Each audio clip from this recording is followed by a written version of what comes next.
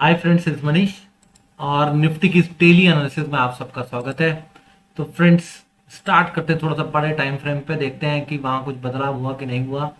और अभी भी इनसाइड बार कैंड फॉर्मेशन हो रही है और कहीं ऊपर और नीचे नहीं निकला है निफ्टी।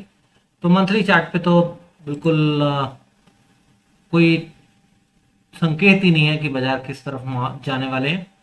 वीकली चार्ट के ऊपर बाजार ये दिखा रहा है कि बाजार ने एक सपोर्ट बनाया है 19,250 के आसपास लास्ट वीक, और ये वीक भी 19,300 पे सपोर्ट लिया है बाजार ने। तो बाजार ये जो 19,110 का टारगेट है उसे कर पाएगा नहीं कर पाएगा, इस गैप को फिल करेगा नहीं करेगा, इसे समझने के लिए आगे चलते हैं फ्रेंड्स। और वीकली चार्ट से डेली चार्ट की तरफ मूव करते हैं। डेली चार्ट पे दिखा रहा है कि यहाँ से एक स्ट्रॉन्ग बाउंस तो आया और आज एक छोटा सा पॉज देते हुए एक कैंडल बनी है, और बाजार ने 19,425 के ऊपर निकलने की कोशिश करी जो कि प्रीवियस डे हाई था, लेकिन सस्टेन नहीं हुआ। तो फिर जब सस्टेन नहीं होता है तो फ्रेंड्स होता क्या है, सेलिंग आती है। ठीक है, तो देखते हैं अब ये कल क्या इस इम्पैक्ट की वजह से गैप डाउन होता है या फिर बाजार डायरेक्ट ऊपर जाता है। तो अगर सेलिंग आएगी तो इसी वजह से आएगी कि आज डे हाई नहीं निकाल पाया, प्रीवियस डे का हाई। ठीक है, अब ओवरली चार्ट के ऊपर तो ये दिखा रहा है कि कौन सा लोअर टॉप लोअर बॉटम बन रहा है। तो ये ऐसे दिखा रहा है कि भाई अब ये लोअर टॉप हो गया और ये लोअर बॉटम बनेगा। ठीक है, लेकिन हमने जो वीकली एनालिसिस करी थी उसमें क्या डिस्कस किया था कि ये ना पूरा नीचे एक सपोर्ट जोन है, यहाँ पे हम खरीदारी करने की कोशिश करेंगे। अभी सेलिंग नहीं करेंगे, सेलिंग केवल नीचे के लेवल्स पे होनी है। और ये मैंने ओवरली चार्ट के ऊपर क्लियरली लिखा है कि 19,190 के नीचे ही सेलिंग बनती है। ठीक है, उससे पहले नहीं बनती सेलिंग। अब 15 मिनट चार्ट के ऊपर आते हैं। तो 15 मिनट चार्ट के ऊपर देखिए फ्रेंड्स, ये एक रेजिस्टेंस जोन था 19,440 से 415 का, और बाजार ने आज इसे एग्जैक्ट फॉलो किया। 19,415 के ऊपर बाजार कहीं भी सस्टेन नहीं हुआ। ये 19,443 44 गया जरूर, लेकिन आप ये कैंडल देखिए कि किस तरीके की ये कैंडल बनी हुई है। ठीक है, और ये करीबन 9:45 की कैंडल है। 19,443.50 गया था, तो 3-4 पॉइंट से कोई फर्क पड़ता भी नहीं है। और सबसे बड़ी बात ये कि इसने 19,440 के ऊपर कोई क्लोजिंग भी नहीं दी। ठीक है, 19,440 के लगभग 19,440 ही क्लोजिंग आई। फिर उसके ऊपर अगर कैंडल क्लोज होती तो फिर बाय डिप्स मार्केट बन जाती। ठीक है, नहीं बनी, इसलिए बाजार फिर से नीचे आ गए, और बाजार ने ये एक ट्रेंड लाइन बनाई थी नीचे से, वहीं पे जाके क्लोजिंग दी है। ठीक, अब देखिए बाजार कल क्या कर सकता है। अब क्योंकि बाजार ये एक सिग्नल दे रहा है कि भाई बाजार जिगजैग मूव कर रहा है, एक रेंज में कारोबार कर रहा है। ठीक है, तो यहाँ पर बाजार ने देखिए पहले बुल्स के स्टॉप लॉस खाए, फिर यहाँ पर नीचे जाके बियर के स्टॉप लॉस खाए।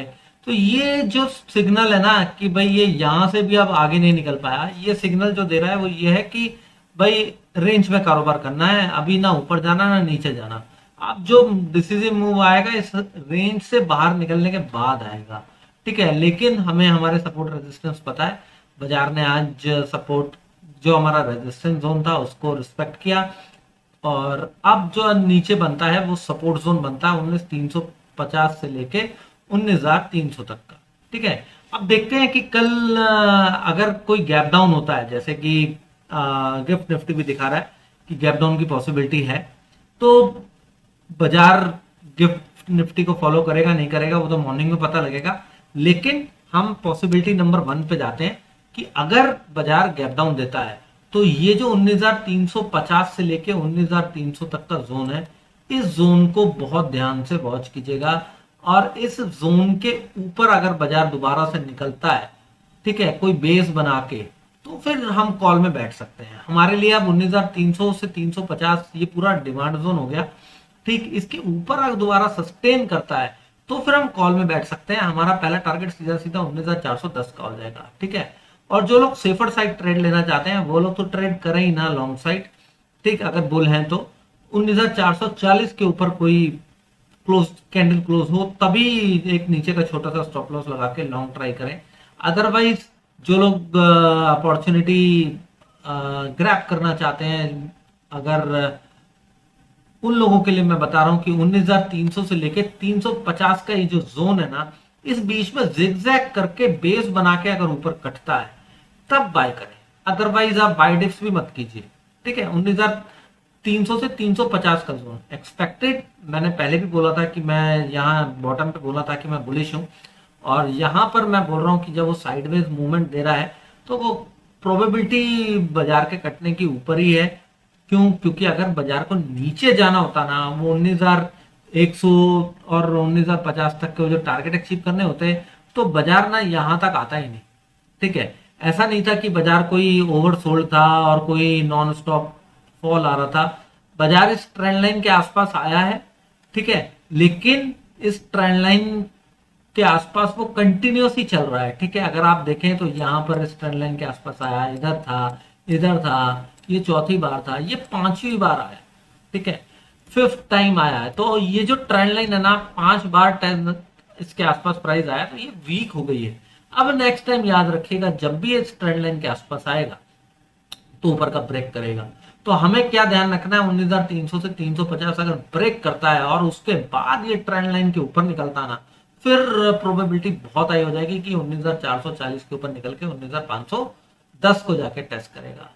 ठीक है, तो याद रखिएगा कि ये डिमांड जोन है, अभी हमारे को शॉर्ट नहीं करना है जब तक बाजार 19,290 के नीचे नहीं चलता। राइट, और ये आज और कल के जो 2 दिन का प्राइस एक्शन है उसने प्रूव कर भी दिया है।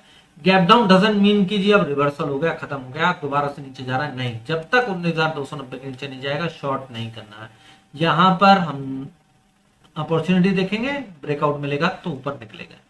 ठीक है, अगर बाजार अब गिफ्ट निफ्टी रिकवर हो जाता है, फ्लैट खुलता है, तो फिर प्राइस एक्शन वॉच कीजिएगा कि बाजार कहां जाते हैं। ठीक है, अगर 19,440 के ऊपर गैप अप हो जाए या फिर फ्लैट खुल के 19,440 के ऊपर निकल जाए तो हमारा पहला टारगेट हो जाएगा 19,480 से 510 का जोन, और 530 के ऊपर निकलेगा तो 560 और 630 के टारगेट बन जाएंगे। ये लास्ट सिनेरियो है जो कि अभी फिलहाल नहीं दिख रही है। ठीक, लेकिन जो डेटा आया है, जो एफआईआई का डेटा है, वो ये दिखा रहा है कि एफआईआई पुट सेल करे हैं और कॉल बाय करी है, तो हो सकता है कि गिफ्ट निफ्टी मॉर्निंग में रिकवर हो जाए। तो अगर रिकवरी आ जाती है तो फिर और गैप अप खुलता है तो मैंने आपको बताया, या फिर फ्लैट खुल के 19,440 के ऊपर निकलता है तो फिर 480 से 510 का पहला टारगेट आएगा, 530 के ऊपर 560 और 630 के 2 टारगेट बनेंगे। ठीक है, तो ये अभी मैंने आप लोगों को नीचे का बता दिया कि नीचे आपको क्या करना है, ऊपर का बता दिया कि गैप अप ये फ्लैट खुल के ऊपर जाता है तो क्या करना है। ठीक है, अब केवल जो प्रॉब्लम है वो है कि फ्लैट खुल के अगर वो नीचे की तरफ ट्रेड करने लगे, नीचे की तरफ कारोबार करने लगे, ठीक है, तो फिर वो क्या करेगा, धीरे धीरे धीरे धीरे धीरे धीरे ये 19,350 पे आ जाएगा। अब लोग यहाँ बाय करने की कोशिश करेंगे और वो फिर नीचे की तरफ और स्विंग देगा। तो बाजार को ये ट्रेंड लाइन ब्रेक डाउन देने के बाद नीचे जाना ना आसान है, बहुत आसान है। क्यों? क्योंकि आप देखिए ना, ये ट्रेंड लाइन एक जबरदस्ती की एक ट्रेंड लाइन बीच में घुसाई गई है। ठीक, अदरवाइज ये ट्रेंड लाइन थी ही नहीं, एप्लीकेबल ही नहीं है। क्यों? क्योंकि ये तो केवल बाउंस है। ठीक है, अब ये ट्रेंड लाइन तो केवल दिखाया गया कि ये सपोर्ट है, आप यहां से कॉल बाय करके जाइए और कल सुबह गैप डाउन देखे, खत्म। जो लोग बीटीएस लेके गए हैं वो लोग मॉर्निंग में लॉस बुकिंग करेंगे और मार्केट नीचे आ जाएगा। तो मैंने इसीलिए बोला कि 300 से 350 के आसपास इस जोन का ध्यान रखिएगा। 290 के नीचे हम शॉर्ट करेंगे और 350 के ऊपर जाएगा हम लॉन्ग करेंगे।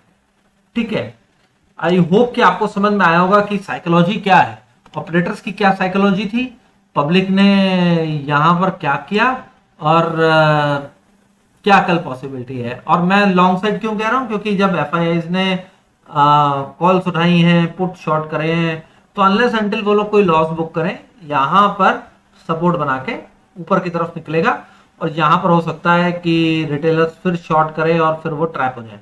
ठीक है, तो ध्यान रखिएगा 19,290 के नीचे टिके तभी शॉर्ट करना है, अदरवाइज नहीं करना।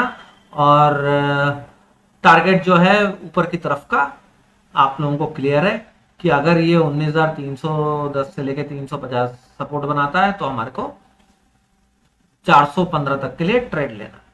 तो आई होप कि आपको एनालिसिस समझ आई होगी। एनालिसिस अच्छी लगी हो तो चैनल को सब्सक्राइब करके बेल नोटिफिकेशन ऑन कर दीजिए, जिससे कि आपको आने वाली वीडियोस की नोटिफिकेशन मिलती रहे। वीडियो पसंद आई हो तो लाइक कीजिए, शेयर कीजिए। Thank you very much friend.